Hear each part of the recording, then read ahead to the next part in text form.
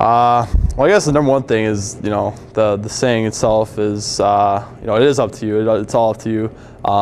Your teammates and your teams obviously have a lot to do with that, but a lot of the success, as I reflect, really came from just in the summertime. Really, I remember a lot of the advice I would get is, you have to shoot however many pucks you have to shoot. You have to do all the things on your own because there's only a certain amount of time that you get with your teammates. You get in the weight room maybe for an hour. You maybe practice for an hour 3 days a week, but most of the things that you have to do are on your own. You have to shoot the pucks by yourself. Play roller hockey. Just really do anything that involves with hockey that'll help your game. Stick handling and anything that you can do to get better.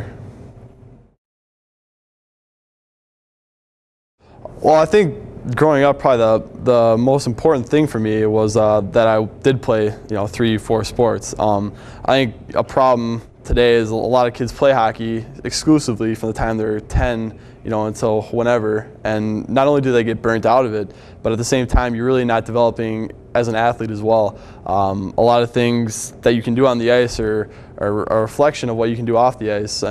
Playing other sports, they really make you a better athlete, which will help you a lot on the ice. You can make more moves and do a lot more things than you couldn't do if you weren't a better athlete. So I think that really benefited me both ways. Was I could take my mind off of hockey a little bit while still being involved in the game. You're just not as focused as you would be, and at the same time you're developing as an athlete.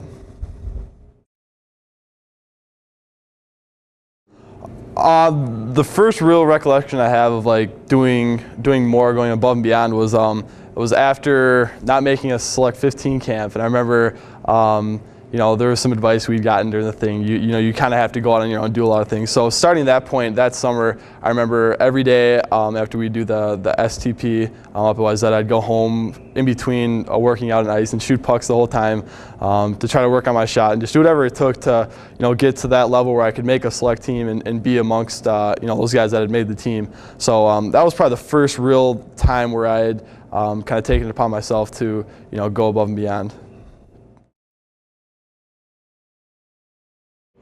I think the number one key to all that was just patience and really believing in myself. Throughout the select camps, if you took a look around, you would see kids that were obviously, probably at the time better hockey players, but they were also more mature. They had a lot more things going for them at 15 than I did.